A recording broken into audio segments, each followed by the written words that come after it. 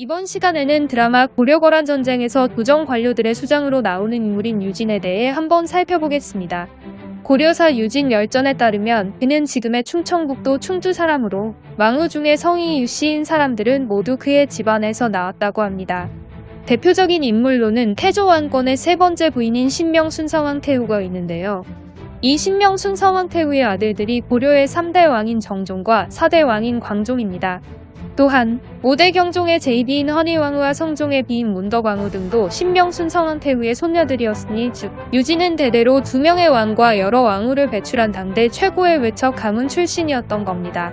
그래서인지 기록에는 그가 여러 왕을 섬기면서 항상 왕을 가까이 모시는 직책을 맡았을 뿐 외직을 맡은 일이 없었다고 하죠. 아무튼 고려사의 기록에 따르면 유진은 사람됨이 청렴결백하며 풍모가 아름다웠다고 하는데요. 명문가 출신답게 상당히 고상하고 세련된 모습이었나 봅니다. 그는 고려의 4대 왕인 광종 제2 말에 처음 관직에 올랐는데 이때 그의 첫 관직은 내승지였다고 합니다. 그리고 이후 7대 왕인 목종 때에 여러 차례 승진하여 이부상서 겸 참지정사가 되었다고 하죠. 1009년 1월에는 목종의 어머니인 천추태후가 머물던 천추전의 화재를 계기로 목종이 병에 걸려 들어눕자 최악 및 최충순과 함께 은대에서 숙직하기도 하였습니다. 이후 강조의 정변으로 목종이 폐위되고 8대 왕인 현종이 즉위했을 때에는 상서좌부묘로 임명되었으며 2차 여유전쟁이 끝난 뒤인 1011년 3월에는 내사실랑 평장사에 임명되었죠. 그리고 1012년에 문화실랑을 거쳐 1014년에는 명예직인 태사경, 고려의 최고 관직인 문화시중에 제수되었습니다. 그런데 드라마에선 유진이 목종 시기부터 계속해서 조정의 수장인 것으로 묘사되어 나오는데요. 목종 시기는 모르겠으나 현종 제2 초기의 조정 관료들의 수장은 유진이 아닌 문화시중 유윤부라는 인물이었습니다. 이후 유윤부가 1014년에 은퇴하자 유진이 그의 뒤를 이어 문화시중에 임명되면서 이때부터 조정의 수장이 된 것이죠. 3차 여유전쟁이 발발하기 직전인 1018년 초에는 개경에서 욕병이 돌자 동료들과 함께 현종에게 이런 건의를 올리기도 했습니다. 백성들이 역병에 걸리고 음양의 조화가 깨어지는 것은 형법의 적용이 시기에 맞지 않았기 때문입니다. 원령을 살펴보면 3월의 절기에는 감옥을 살펴서 죄수들의 괴로움을 덜어주고 고문과 약탈을 하지 않으며 송사를 정지한다. 4월의 중기에는 중죄인의 형벌을 경감해주며 죄가 가벼운 사람은 석방한다. 7월의 중기에는 감옥을 손질하고 형구를 갖추며 가벼운 형벌은 집행하고 작은 범죄는 처결한다고 하였습니다. 또한 옥관령을 살펴보면 이춘부터 추분까지는 사형을 보고해 판결하지 못하지만 극악무도한 죄를 범한 죄인의 경우는 이 법령에 구애받지 않는다고 하였습니다. 그러나 법을 집행하는 관리가 모두 상세히 살피지 못할까 두려우니 엎드려 청하옵건대 오늘 이후로는 안팎의 해당 관청이 모두 법령에 따라 시행하게 하소서. 그러자 현종이 그의 건의를 따랐다고 하죠. 유진은 이후 제3차 여유전쟁이 비주대첩의 승리로 끝난 직후인 1019년 8월에 결국 눈을 감게 되는데요. 이에 현종은 사흘 동안 조회를 정지하였으며 그를 내사령으로 추증하였다고 합니다. 여기서 내사령은 고려의 최고 관직인 문화시중과 품계는 같지만 격이 더 높은 명예직이라고 합니다. 마지막으로 고려사에는 그를 이렇게 평가하고 있습니다. 비록 왕을 바르게 보좌한 공로는 없었지만 잠옷 3공과 재상의 명망이 있었다. 지금까지 고려 전기의 재상인 유진에 대해 간략하게 살펴보았는데요. 드라마 고려거란 전쟁에선 허락도 없이 가족들을 피신시킨 것 때문에 현종에게 쓴소리를 들은 뒤 한동안 툴툴거리는가 하면 강감찬과도 갈등을 빚는 등 주인공들과 잠깐 대립하는 모습을 보였죠. 하지만 이후로는 현종과 화해하여 신임을 얻고 강감찬 역시 그에 대해 고려를 사랑하는 충신이라 말하는 등 명망이 있었다는 기록대로 잘 묘사되고 있는 것 같습니다. 오늘의 영상은 여기까지입니다. 시청해주셔서 감사합니다. 이번 시간에 살펴볼 인물은 고려의 8대 왕인 현종이 즉위하는 데 큰 공헌을 했으며 훗날 현종의 몽진 과정에서 그를 끝까지 호종한 몇 안 되는 관료 중 한 명이었던 최충순입니다. 고려사 최충순 열전에 따르면 기록에 그의 족보가 나와 있지 않다고 하는데요. 즉 출신을 알 수가 없다는 것이죠. 하지만 그의 출신을 추정해 볼 수 있는 다른 사료가 있으니 그것은 바로 중국 출신 비화인인 채인멈의 묘지명입니다. 채인멈 묘지명에 따르면 그는 송나라 천주 출신으로 고려의 4대 왕인 광종 제2 시기인 970년에 고려에 들렀다가 귀화했다고 합니다.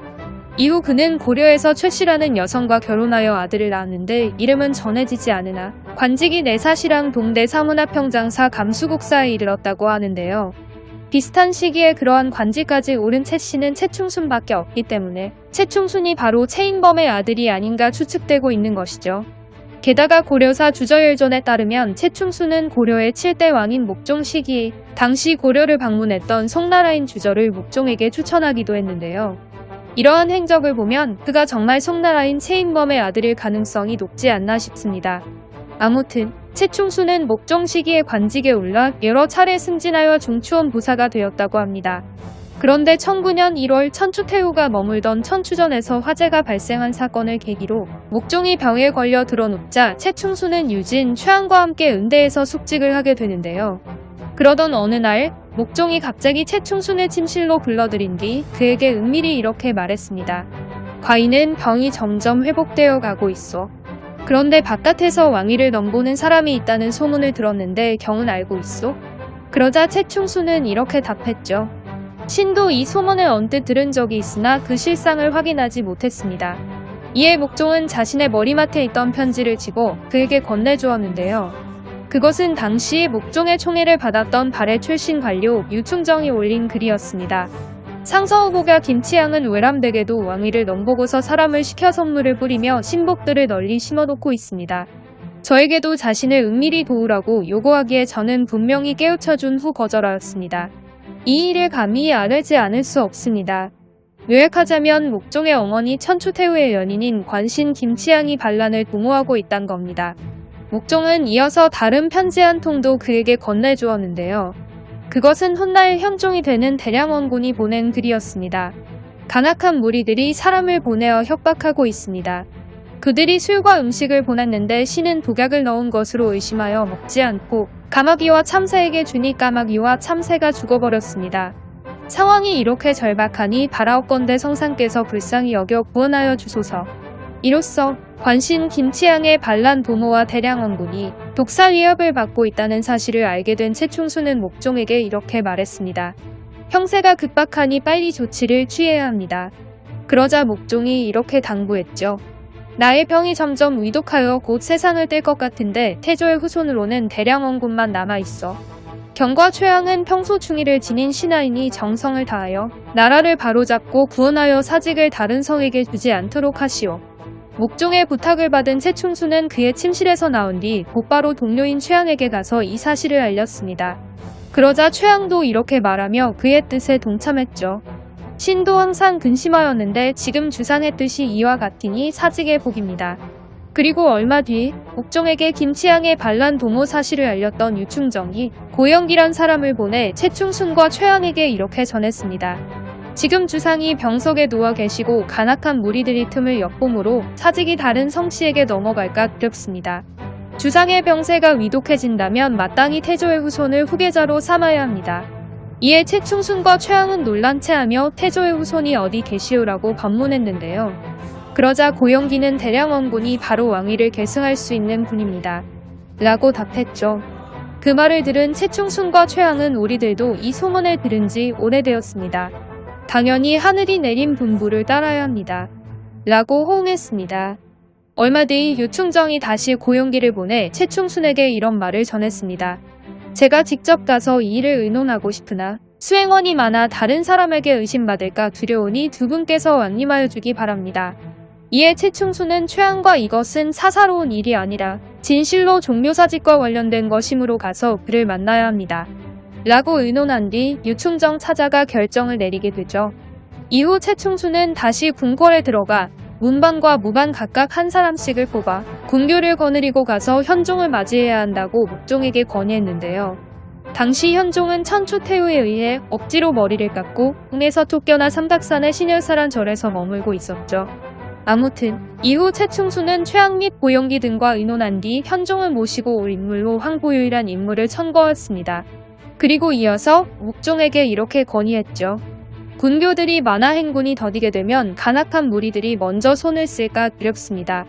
10여 명만 보내 지름길로 가서 맞이해 와야만 합니다. 그러자 목종은 그의 건의를 허락한 뒤 추가로 이렇게 말했습니다. 내가 친히 선의하고 싶으니 빨리 보내 늦지 말도록 하시오. 만약 나의 병이 나을 경우에는 성종께서 나를 책봉하였던 전례와 같이 일찌감치 후사를 못 박아 놓으면 왕위를 넘겨다 보는 자들이 없을 것이오. 나에게 아들이 없어 후계자가 결정되지 않았으므로 사람들의 마음이 흔들리니 이것은 나의 허물이오. 종묘사직의 원대한 계획으로 이보다 더 큰 것이 없으니 경들은 각자 정성을 다하시오.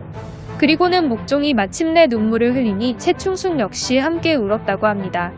얼마 뒤 목종은 채충순을 시켜 현종에게 주는 글을 초안하도록 했는데요.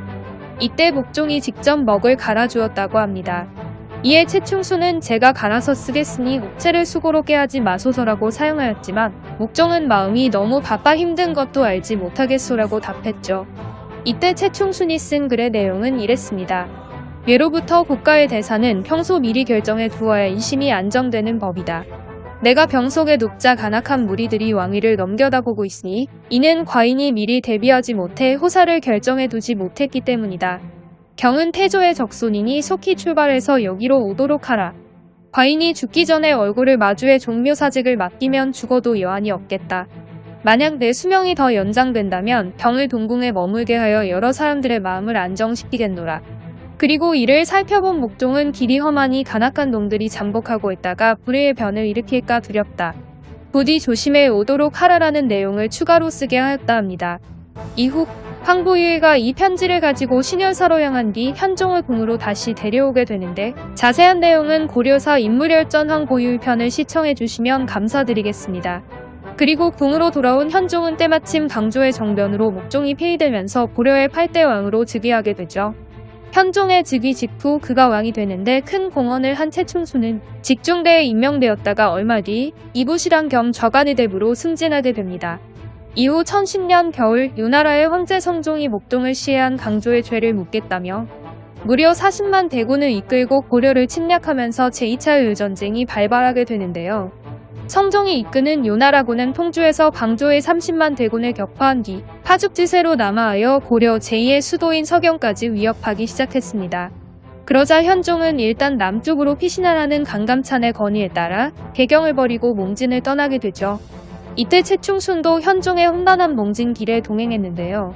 고려사 채충순 열전에 따르면 현종의 몽진 과정에서 수많은 관료들이 흩어져 도망가 버렸지만 오직 채충순과 충숙, 장현우, 주적 등만은 도망치지 않았다고 합니다. 이처럼 채충순은 당시 현종의 곁을 끝까지 지켰고 현종의 환궁 이후에는 중추사로 승진하게 되죠. 이후 그는 1013년 요나라의 사신으로 다녀오게 되는데요. 당시 요나라는 고려의 사신들을 자주 억류시켰기 때문에 상당히 위험한 일이었죠. 그리고 제3차 열전쟁에 발발하기 직전이었던 1018년 6월에는 이부상서 겸 참지정사에 임명되었습니다.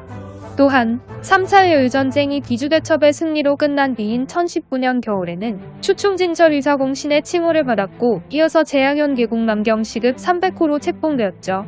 1020년에는 현종에게 이러한 정책을 건의하여 허락을 받아내기도 했습니다.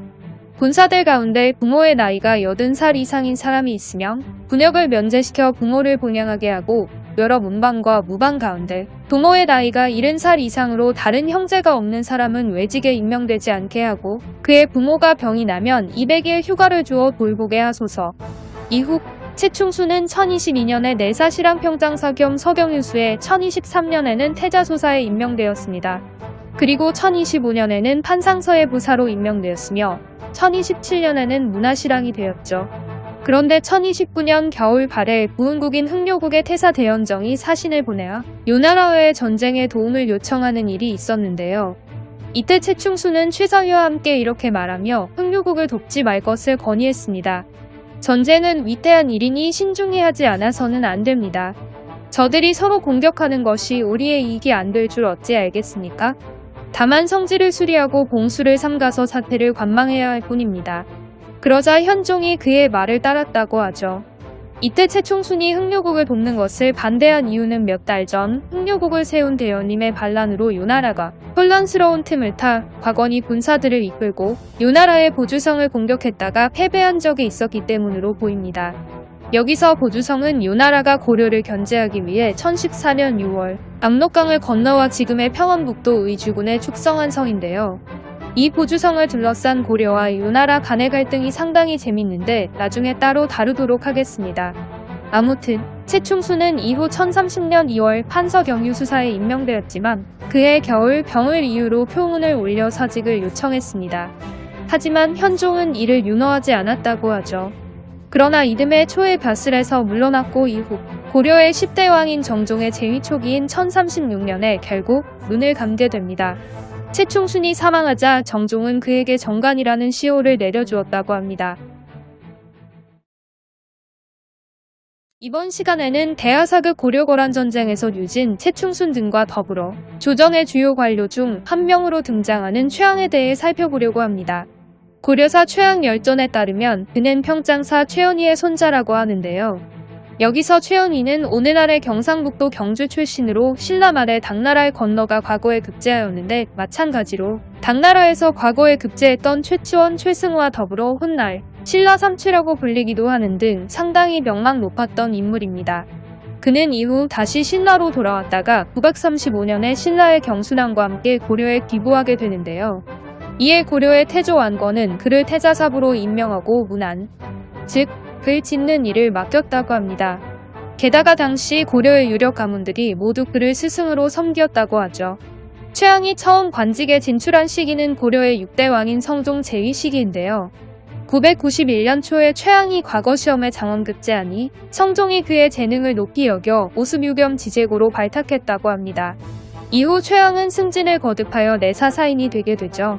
7대 왕인 목종 시기에는 과거 시험 감독관인 지공거를 2차례나 맡았는데 그가 맡았던 시험의 급제자들 가운데 이름이 널리 알려진 선비가 많았다고 합니다.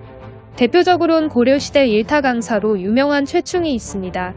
이렇다 보니 목종이 그를 더욱 신뢰하고 소중히 여겼으며 모든 정사를 반드시 함께 상의하였다고 하죠. 이후 최항은 이부시랑 겸 중추원사로 전임하게 되는데요. 그러던 중 1009년 1월에 천추전에서 발생한 화재를 계기로 목종이 병석에 눕게 되자 당시 천추태후의 연인이었던 관신 김치향이 모반을 꾀하는 사건이 일어났습니다. 이에 최항은 최충순 등과 함께 대책을 세운 뒤 당시 천추태후에 의해 궁에서 쫓겨나 삼각산의 신열사란절에 머물고 있었던 대량원군을 궁으로 다시 데려오게 되죠. 한편 비슷한 시기에 서북면 도순검사 강조가 5,000명의 군사들을 이끌고 개경으로 쳐들어와 정변을 일으킨 사건이 벌어졌는데요. 고려사 강조 열전에 따르면 당시 강조가 개경 황궁의 서쪽 문인 대초문까지 와서 의자에 걸터 앉아 있었는데 갑자기 최항이 나오자 그에게 인사를 올렸다고 합니다. 이에 최항은 강조에게 다가가 이렇게 따졌죠. 옛적에도 이 같은 일이 있었는가. 그러자 강조는 아무 대답도 하지 않았다고 합니다. 정변의 주동자 앞에서도 전혀 주눅들지 않고 오히려 대놓고 따진 것을 보면 그가 상당히 강직한 성품을 지녔음을 알 수 있죠. 드라마에선 강감찬이 상당한 독설가로 묘사되었는데 원래는 최항이 그런 역할을 맡았어야 했던 것이 아닌가 싶습니다. 아무튼 이후 목종을 폐위시킨 강조는 최항과 최충순 등이 모셔온 대량원군을 고려의 8대 왕으로 옹립하니 이 인물이 바로 고려 전기의 중흥군주라 불리는 현종입니다. 고려의 새로운 왕으로 즉위한 현종은 1009년 3월 최항을 한림학 사승지 겸 좌산기상시로 임명했습니다. 또한 7월에는 이런 교지를 내려 최항을 자신의 스승으로 삼았죠. 왕자가 삼노를 아버지처럼 섬기고 오경을 형처럼 섬기는 것은 현인의 도움을 입어 덕을 돕기 위한 것이다. 나는 어릴 때 부모의 상을 당하여 법훈을 듣지 못했으므로 우러러 옛날의 법식을 따라 사부가 될 만한 일을 얻고 싶었다. 한림학사 최항은 밝은 식견과 높은 재주가 진실로 동료 중에 뛰어나니 정당문학에 임명하여 과인의 사부로 삼는다. 최항은 이후 1012년에는 이부상서 겸 참지정사로 승진했고 이듬해 9월에는 감수국사를 경하여 태조부터 목종에 이르는 7대 실록 편찬을 총괄 지휘하게 되는데요. 이때 있었던 일화가 꽤 놀라운데 고려사의 기록에 따르면 제2차 열전쟁 때 개경을 함락한 요나라군이 불을 질러 당시 궁궐안을 보관하고 있었던 서적들이 모두 잿더미가 되었다고 합니다. 또한 우리에겐 훈요 10조로 잘 알려져 있는 태조 왕권의 신서훈유 역시 전란 때 분실하였다고 하는데요. 하지만 7대 실록 편찬에 참여한 것으로 추정되는 최재안이란 인물이 감수국사 최항이 집에서 신서훈유를 찾아내 현종에게 바치면서 세상에 전할 수 있었다고 합니다. 훈요 10조가 뜬금없이 최항이 집에서 재발견된 점이나 최재안의 발견 경위 등을 두고 논란이 있기도 한데요. 하지만 최항이 할아버지인 최연희가 태조 시기에 글 짓는 일을 담당했던지라 그의 집안에 신서운요의 정본이 아닌 일종의 초본이 보관되어 있었을 가능성은 충분히 있다고 합니다. 아무튼 최양희 집에 있었던 신서운요 덕분에 전란 때 분실되어 잊혀질 뻔했던 만건의 유흥인 훈요 10조가 오늘날까지 전해질 수 있었던 것이죠. 이후 최양은 1016년에는 내사실황평 장사가 되었으며 1020년에는 추충진절 의사공신의 칭호를 받았습니다. 또한 이듬해에는 현종이 그를 겸교태부 겸 수문화실랑, 동내사문화평장사 겸 청활연계국자 겸 시급 500호로 삼고 수정공신의 칭호를 더해주었다고 합니다. 고려사 최양 열전의 기록에 따르면 이후 최양은 벼슬을 좋아하지 않아 나이가 이른이 되기도 전에 표를 올려 사직을 요청했다고 하는데요. 최양이 은퇴한 뒤에도 현종이 여러 차례 다시 기용하려 하였으나 응하지 않았다고 합니다. 한편 최양은 유학자이면서도 특이하게 불교에 심취해 있었던 것으로 보입니다. 과거 고려의 6대 왕이었던 성종은 불교 행사인 팔관외에 행하는 잡기들이 올바른 도리에 어긋날 뿐 아니라 번거롭고 소란하다고 하여 모조리 폐지했었다고 합니다. 그런데 고려사의 기록에 따르면 현종 제2원년인 1010년 11월에 최양이 건의하여 성종이 폐지했던 팔관회를 다시 부활시켰다고 하죠. 또한 불교에 대한 신앙심이 엄청나서 황룡사 탑을 수리할 것을 권유하고 몸소 그걸 감독하기도 했으며 자신의 집에도 불경과 불상을 모셔두고 마치 승려처럼 살았다고 합니다. 그리고 더 나아가 아예 자신의 집까지 내놓아 절로 삼았다고 하니 그의 불교 사랑이 얼마나 대단했는지를 잘 알 수 있죠. 또한 최양은 청백리의 삶을 살았던 것으로도 매우 유명했던 모양입니다. 고려사 최양 열전에 따르면 그는 대대로 유학을 가업으로 삼아 청년과 검소로 집을 지탱했다고 하는데요. 게다가 오랫동안 고위직을 지냈으나 물건 하나도 남에게 빼앗는 일이 없었고 진귀한 물건을 가까이 하지 않았으며 집안 여자들은 화장을 하지 않았다고 합니다. 그리고 한 달을 단위로 복록을 청구하였기 때문에 집에는 쌀 한 섬의 여유도 없었다고 전하고 있죠. 이후 1024년이 되자 최양은 병에 걸려 몹시 위독한 상태가 되는데요. 이에 현종이 그를 직접 찾아가 문병하였다고 합니다. 또한 현종은 최양이 아들 최유구를 비서성 교서랑으로 임명하고 사위인 이작충에게는 문의를 놓은 옷을 주어 최양이 마음을 위로하였다고 하죠. 이후 최양이 결국 눈을 감자 현종은 자신의 스승이었던 그의 죽음을 크게 애도하며 절이라는 시호를 내려주고 명주 300필, 배 500필 쌀과 보리 각 1,000석을 부의로 주려고 했는데요. 하지만 최양이 아들 최유구는 아버지의 유언을 이유로 받지 않았다고 합니다. 이후 최양은 현종이 죽은 뒤 그의 묘정에 배양되었으며 훗날 고려의 11대 왕인 문종은 이렇게 말하며 최양을 수태사 겸 중서령으로 추증하였습니다. 고 문하시 중 최양 강감찬과 참지정사 김맹은 청절과 고든 도로서 여러 조정을 겪으면서 보필한 공이 역사에 기록되어 있으니 지금 사방이 평안하여 백성이 그 은혜를 받는 것은 모두 그들의 힘이다. 최양과 강감찬은 수태사 겸 중서령을, 맹은 태자태사 문하시 중을 징직하여야 하겠다. 최근 방영된 고려거란 전쟁 17화와 18화에서 드디어 현종의 지방제도 개혁이 시작되었습니다. 그래서 이번 시간에는 강감찬과 최양 그리고 완과도와 더불어 현종의 묘정에 배양된 4대 공신 중 한 명이자 현종의 지방제도 개편 과정에서 가장 중요한 역할을 했던 인물인 최사위에 대해 한번 살펴보려고 합니다. 최사위 묘지명에 따르면 그는 지금의 경기도 수원 출신으로 그의 집안은 증조 할아버지인 최서천 때부터 수원의 호족 세력이었다고 합니다. 최사위가 기록에 처음 등장하는 때는 고려의 7대 왕인 목종 제2 시기인데요. 고려사절료의 기록에 따르면 1009년 1월에 목종이 병에 걸려 정사를 살피지 못하자 당시 호부신앙이었던 최사위는 대정문별감이 되어 국문을 폐쇄하고 목종을 호위했다고 합니다. 게다가 최사위 묘지명에 따르면 현종이 대량원군이었던 시절 권신 김치양이 천추태후와 모의하여 그를 해치려 하자 거미를 파견하여 위기를 피하도록 하였다고 합니다. 고려사의 기록에는 이와 관련하여 최충순과 최양 그리고 황보유의 등의 활약만 언급되어 있는데 최사위 역시 현종을 지키고 그가 즉위하는 데 큰 공헌을 했음을 알 수 있죠. 이후 1010년 5월 요나라의 황제 성종이 목종을 시해한 강조의 죄를 묻겠다며 고려와의 전쟁을 선포하였는데요. 이때 최사위는 통군사에 임명되어 강조와 함께 30만 대군을 이끌고 통주에서 요나라의 침략을 대비하였습니다.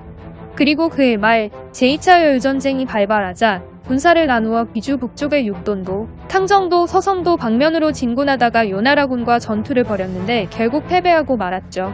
물론 전력 차이의 문제가 가장 컸겠지만 생각보다 군사적 능력이 뛰어나진 않았던 것 같습니다. 드라마 고려거란 전쟁에선 이후 현종의 명령을 받아 지방으로 내려간 뒤 군사 징발 문제를 두고 호족들과 마찰을 빚는 것으로 나오는데요. 그리고 얼마 뒤 현종의 몽진 행렬에 합류하여 당시 호족들이 활개를 치던 지방의 실태를 직접 경험하는 것으로 묘사되었죠. 기록상에 최상위가 당시 현종을 호종했다는 내용은 확인되지 않습니다. 다만 나중에 그가 현종이 시행한 지방제도 개혁 과정에서 중요한 역할을 하기 때문에 이를 암시하기 위해 각색한 것이 아닐까 싶습니다. 아무튼 최상위는 이후 전쟁이 끝난 뒤인 1011년 3월에 참지정사로 승진했으며 연이어 서북면 행영도통사와 서경유수직을 거쳐 이부상서로 임명되게 됩니다. 그리고 다음 해인 1012년에는 장현우, 황보유와 함께 동경유수를 없애고 경주방어사를 둘 것과 12주의 절도사제를 폐지하고 5도호와 75도한 무사로 대체할 것을 건의하여 실행하게 되는데요. 여기서 주목할 점은 12주 절도사제의 폐지입니다. 절도사는 특정 지역의 행정과 군정을 총괄하는 군사적인 성격을 띠는 지방관으로 절도사제는 1차 여유전쟁이 끝난 뒤인 995년 당시 고려의 6대 왕이었던 성종이 처음 시행한 제도였습니다. 그런데 이러한 제도를 폐지했다는 것은 이 절도사제가 당시에 제 기능을 하지 못하고 있었다는 뜻이겠죠. 게다가 2차 여유전쟁 시기에 현종은 몽진 과정에서 절도사제의 부작용을 직접 경험하기도 했는데요. 고려사 지체문열전에 따르면 현종이 지금의 전라북도 전주 부근에 이르렀을 당시 전주 절도사 조윤겸이 평상복 차림으로 나와 현종을 맞이했다고 합니다. 이에 현종을 호종하던 박섬이 이렇게 말하며 전주에 가지 말 것을 건의했죠. 전주는 바로 이 토백제의 수도라 태조께서도 싫어하셨으니 바라옵건대 주상께서는 행차하지 마소서. 이에 현종은 그의 말이 옳다고 여겨 장곡역이란 곳에서 유숙하게 되는데요. 그런데 조윤겸은 현종을 전주에 머물게 한 뒤 그를 이용하여 위세를 부려보자 부하들을 이끌고 현종이 머물던 행궁을 습격하려 했습니다. 하지만 현종을 호위했던 지체문의 활약으로 조윤겸의 계획은 결국 실패로 끝이 나게 되죠. 그리고 이러한 경험을 통해 당시 지방에 군권을 쥐고 있었던 절도사의 힘이 지나치게 비대해졌다는 점과 그러한 절도사가 왕에게 비합조적일 경우 조윤겸의 사례처럼 위협적인 존재로 변모할 수 있다는 것을 현종과 그를 호종했던 장현우 등이 직접 경험했기 때문에 바로 이러한 점이 절도사제 폐지에 큰 영향을 주지 않았나 싶습니다. 이후 최상위는 내사실항평장사로 전임되었으며 3차 여유전쟁이 끝난 뒤인 1019년에는 지방제도 개편에 기여한 공을 인정받아 추충절이 동덕 공신의 칭호를 받고 청하현 계곡남에 봉해졌으며 시급 300호를 받았습니다. 그리고 1021년에는 검교태사 겸 고려의 최고 관직인 문화시중에 임명되었으며 시급을 700호로 올려받았고 관국 공신의 칭호까지 더해졌죠. 그의 말에는 최상위가 상소를 올려 시정의 잘잘못을 논하니 현종이 요사에게 의논하여 시행하도록 했다고 합니다. 최상위는 이듬해인 1022년에 지방형리들의 직제 개편과 관련하여 이러한 건의를 올리기도 했습니다. 여러 주연 장리의 칭호가 혼잡하니 이제부터 9년 이상은 호장이라 일컫고 향부곡진구정역에 이는 다만장으로 일컫게 하소서. 그런데 그의 말 사원대에서 최상위가 구정의 식장에서 술에 취해 춤을 추며 불경스러운 행동을 했다고 그를 탄핵한 사건이 벌어졌는데요. 하지만 현종은 이를 거부하여 최상위의 잘못을 눈감아 주었습니다. 게다가 1027년에는 최상위를 태자태사로 삼는 동시에 그의 아버지인 최융애를 수사공 겸 상주국 겸 한남군 계곡남으로 봉하였으며 시급 300호를 주었고 어머니 유씨에게는 국대부인의 칭호를 내려주었죠. 한편 최상위는 왕가도 곽원 등을 필두로 한 대거란 강경파들과 대립하기도 하였는데요. 1029년에 요나라의 동경장군 대열림이 반란을 일으켜 발해 부흥국인 흥료국을 세우자 이때 요나라가 고려의 사신을 보내와 원군을 요청하는 일이 있었습니다. 그러자 대거란 강경파들은 이 틈을 타 요나라가 압록강 부근에 축성한 보주성을 털어내야 한다고 주장했죠. 반면에 최상위는 서희의 아들인 선울 등과 함께 글을 올려 강경파들의 주장에 반대했습니다. 하지만 강경파인 곽원이 끝내 허락을 받아낸 뒤 군사들을 보내 보주성을 공격했다가 결국 패배하고 말았죠. 그리고 얼마 뒤 이번에는 흥료국의 태사 대연정이 고려의 사신을 보내야 원군을 간청하는 일이 있었는데 이번에도 최상위는 최충순 등과 함께 현종에게 이렇게 건의했습니다. 전쟁이란 위험한 일이니 신중하지 않을 수 없습니다. 저들이 서로 싸우는 것이 어찌 보면 우리에게 이익이 될 수도 있으니 우리는 선과 해자를 수축하고 봉수를 잘 유지하며 그 변화를 살펴보는 게 좋겠습니다. 그러자 현종이 그의 의견에 따랐다고 합니다. 이후 최서희는 1030년이 되자 나이를 이유로 사직을 청하였는데요. 하지만 현종은 허락하지 않았고 닷새에 한 번씩만 조회에 참석하도록 했습니다. 그러나 이듬해 그의 관직을 내사령으로 올려주고 사직하게 하였다고 하죠. 이후 최서희는 1041년에 결국 눈을 감았으며 태사로 추증되었고 정숙이란 시호를 받았습니다. 이후 고려의 11대 왕인 문종은 이렇게 말하며 최서희를 현종의 묘정에 배양하도록 했습니다. 검교태사 내사령 최서희는 선왕의 조정에 재임하면서 깨끗한 절개와 고든 도로서 여러 차례 도움을 주었고 어려운 상황을 널리 타개했으며 종묘 사직을 보호하고 안전하게 함으로써 중흥을 이룩하였으니 묘정에 배양함이 마땅하다. 그리고 그 생질들로서 아직 벼슬하지 못한 사람에게는 특별히 팔품의 관직을 주라. 이번 영상은 여기까지입니다. 시청해주셔서 감사합니다. 이번 시간에 살펴볼 인물들은 대하사극 고려거란 전쟁에서 개그를 담당하고 있는 콤비죠. 바로 장현우와 황보유입니다. 먼저 장현우는 오늘날의 전라북도 고창군 출신으로 그의 아버지는 장유라는 인물인데요. 고려사 장현우 열전에 따르면 장유는 신라 말의 혼란 밑에 중국의 우월국으로 피란하였다가 중국 말을 익힌 뒤 고려 광종 시기에 다시 돌아왔다고 합니다. 이에 광종은 중국말을 잘하는 그를 객성의 관원으로 임명하여 중국에서 사신이 올 때마다 그를 시켜 접대하게 하였다고 하죠. 이를 통해 알 수 있는 것은 장현우의 집안이 특정 지역에 세력 기반을 둔 호족 가문 출신으로서 정계에 진출한 것이 아닌 왕에게 능력을 인정받아 특별 채용된 케이스라는 겁니다. 장현우가 기록에 처음으로 등장하는 시기는 제2차 요일전쟁이 발발한 1010년입니다. 고려사 강조 열전에 따르면 1010년 5월 요나라의 황제 성종이 목종을 시해한 강조의 죄를 묻겠다며 전쟁을 선포하자 이 소식을 들은 고려 조정에서는 강조를 행영도통사로 그리고 이현웅과 병부시랑 장현우를 행영도통부사로 임명했다고 하는데요. 여기서 병부시랑은 오늘날의 국방부 차관 정도로 생각하시면 됩니다. 이렇게 해서 강조 휘하의 부관으로 전쟁에 참여하게 된 장현우는 이후 강조와 함께 통주로 이동하여 요나라군의 침입에 대비하였죠. 하지만 이미 잘 알려져 있듯이 강조의 30만 고려군은 20만의 요나라군에게 대패하였고 강조와 그의 최측근인 이현우는 요나라군에게 생포되고 말았습니다. 반면에 장현우는 다시 개경으로 돌아가 현종의 몽진 길에 동행하게 되는데요. 고려사 최충순 열전의 기록에 따르면 몽진 과정에서 현종을 호종하던 신하들 대다수가 도중에 달아나 버렸지만 오직 최충순과 충숙 그리고 장현우와 주적, 유종, 김의인만은 도망치지 않았다고 합니다. 하지만 고려사 지체문 열전을 보면 유종과 김의인은 나중에 결국 도망간 것으로 나오기 때문에 당시 현종을 끝까지 호종한 신하들은 사실상 장현우와 최충순, 충숙, 주적 그리고 지체문 밖엔 없었다고 보아야겠죠. 이처럼 장현우는 험난했던 현종의 몽진 길에서 그의 곁을 끝까지 지켰고 나중에 현종이 개경으로 환궁한 이후에는 여러 차례 승진을 거듭하게 됩니다. 고려사 장현우 열전의 기록에 따르면 장현우는 행정 실무를 받아 그 재간으로 능력 있다는 칭송을 받았다고 합니다. 특히 그는 현종의 몽진 길에 동행하였다가 당시 지방의 현실을 직접 생생히 목격한 만큼 현종의 지방제도 개혁에 앞장섰는데요.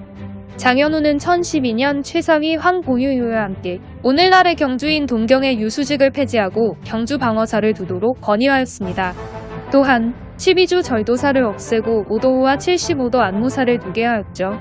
아마 절도사직 폐지는 현종이 몽진 도중 전주에 들렀을 때 전주절도사 도용겸이 횡포를 부렸던 일을 경험했던 것이 계기가 되지 않았나 싶습니다. 그런데 얼마 뒤 장현우에게 잠깐 위기가 닥쳐오게 되는데요. 1014년 11월 당시 중추원사였던 장현우는 중추원 일직 황보유와 함께 경군의 영업전을 빼앗아 백관의 녹봉에 충당시키자고 현종에게 건의했습니다. 제2차 요일전쟁이 끝난 직후였기에 요나라의 재침에 대비하기 위해서 군비를 대폭 증액하느라 국고가 텅텅 비어 관리들에게 봉급조차 주기 힘들었던 상황이었나 봅니다. 이에 현종은 장현우와 황보유가 올린 건의안을 허락했는데요. 하지만 이는 군인들의 봉급을 뺏어서 문신들의 봉급을 주자는 것이었기 때문에 당연히 군인들의 불만이 터져 나왔죠. 그리고 결국 상장군 김훈과 최질이 다른 무신들과 군사들을 고드겨 반란을 일으키게 되니 이것이 바로 무신정변의 시초라 할 수 있는 김훈 최질의 난입니다. 김훈과 최질의 난은 이전에 올린 영상과 내용이 중복되기 때문에 이에 대한 자세한 내용은 김훈 최질 편을 시청해 주시면 감사드리겠습니다. 일단 간략하게만 살펴보자면 반란을 일으킨 김훈과 최질은 군사들과 함께 북을 치고 소리를 지르며 궁궐에 들이닥쳤습니다. 그리고 이 과정에서 장현우와 황보유는 그들에게 붙잡혀 거의 죽기 직전까지 두들겨 맞게 되는데요. 이후 김훈과 최질이 현종에게 가서 장현우와 황보유에 대한 처벌을 청하자 이를 거절할 수 없었던 현종은 그들의 청을 수락했습니다. 그리고 이에 따라 장현우와 황보유는 결국 유배되고 말았죠. 하지만 이듬해 초의 완가도의 활약으로 김훈과 최질이 제거되면서 장현우는 다시 돌아와 호부상서에 임명되게 되는데요. 하지만 심한 매질과 유배 생활로 인해 건강이 악화되었는지 얼마 뒤 결국 사망했고 이후 상서후보가로 추중되었습니다. 다음으로 살펴볼 인물은 황보유입니다. 고려사 황보유의 열전의 기록에 따르면 그의 가계에 관한 기록이 나타나 있지 않다고 하니 그가 고려 전기의 유명한 호족 가문이었던 황주황보씨인지 아니면 영천 황보씨였는지는 정확히 모르겠습니다. 다만 당시에는 황주황보씨의 세력이 막강했다는 점에서 황보유를 황주황보씨로 보는 시각이 꽤 많은 것 같습니다. 아무튼 그의 초기 행적은 드라마 속 묘사와 똑같습니다. 기록에 따르면 그는 고려의 7대 왕인 목종 때에 처음 관직 생활을 시작하여 선입판관에 이르렀다고 합니다. 그러던 어느 날 천추전에서 발생한 화재를 계기로 목종이 병에 걸리자 권신 김치향이 반란을 도모했는데 이를 알아챈 목종이 문신과 무신 각각 한 명을 뽑아 군관을 거느리고 가서 대량원군, 즉 현종을 맞아오게 했다고 합니다.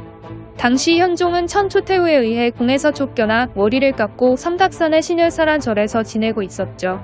목종의 명령에 최충순과 최양 등의 문신들은 황보유가 종묘 사직을 보존하려는 뜻을 가지고 있으며 그 부친과 조부 모두 나라에 공을 세웠으니 그도 응당 가업을 이어받아 전심전력할 것이다. 어찌 이 사람을 보내지 않겠는가? 라고 의논한 뒤 문신으로는 황보유를, 무신으로는 낭장 문현을 청구했고 그리하여 황보유는 문현과 함께 현종을 데려오기 위해 신열사로 출발했습니다. 그런데 황보유가 신열사에 도착하자 그곳의 승려들이 그를 간신일당이 보낸 자라고 의심하여 현종을 숨긴 채 내놓지 않았습니다. 이에 황보유가 그들에게 현종을 맞아 왕으로 옹립하려는 뜻을 자세히 설명하니 그제서야 현종을 데리고 개경으로 돌아갈 수 있었다고 합니다. 그런데 그 사이에 서북면 도순검사 강조가 5,000명의 군사들을 이끌고 개경으로 쳐들어와 정변을 일으켰고 현종은 강조에 의해 고려의 8대 왕으로 옹립되게 되죠. 이후 황보유도 장현우와 마찬가지로 제2차 요일전쟁이 발발하자 판관으로서 통주 전투에 참여했습니다. 그런데 드라마에선 통주 전투에서의 패전 이후 장현우와 함께 개경에 돌아간 뒤 현종의 몽진길에 함께 동행하는 것으로 나오는데 기록상으로 확인되지는 않는 내용입니다. 이후 황보유는 장현우와 함께 현종의 지방제도 개혁에 앞장섰으며 여러 관직을 거쳐 중추원의 일직원으로 임명되게 되는데요. 하지만 앞서 살펴보았듯이 1014년 11월 장현우와 함께 경군의 영업전을 빼앗아 관리들의 녹봉에 충당하자고 건의했다가 얼마 뒤 이에 불만을 품은 김훈, 최질의 난을 일으켰습니다. 이때 황보유는 장현우와 함께 그들에게 붙잡혀 죽기 직전까지 두들겨 맞은 뒤 멀리 유배를 떠나게 되죠. 하지만 이듬해 초에 김훈과 최질이 제거되자 황보유는 다시 현종의 부름을 받아 급사중으로 기용되었으며 이후로도 여러 차례 전임되어 어사대부에 임명되게 되죠. 또한 그는 강감찬의 건의로 시작된 개경의 나성 건축에 참여하기도 했습니다. 황보유는 이후 고려의 9대 왕인 덕종, 제위 초기의 완가도를 필두로 한 대거란 강경파들과 대립하게 되는데요. 당시 강경파들이 요나라와의 교류를 끊고 요나라가 차지하고 있던 압록강변의 보주성을 탈환하자고 주장하자 황보유를 필두로 한 온건파들은 우호 관계를 지속하면서 백성을 안정시키는 것이 낫다고 주장하며 강경파들의 주장을 반박했습니다. 이에 덕종은 강경파들의 주장을 채택하여 요나라와의 교류는 중단하게 되지만 요나라의 연호는 계속 사용했습니다. 반면에 강경파들의 출병 요구는 온건파들의 주장을 채택하여 거부했다고 하죠. 이후 황보유는 고려의 10대 왕인 정종의 제위 초기의 문화실황으로 전임된 뒤 1042년에 눈을 감았습니다. 이처럼 장현우와 황보유는 문신 관료로서 당시 현종이 시행한 개혁에 앞장섰던 인물들인데요. 드라마에선 아마 2차 요일전쟁이 끝난 직후 편종이 여러 가지 개혁을 시행할 때 본격적으로 활약할 것으로 보이며 이 과정에서 김문 최지를 필두로 한 무신 세력들과의 갈등이 어떻게 묘사되어질지 기대가 됩니다.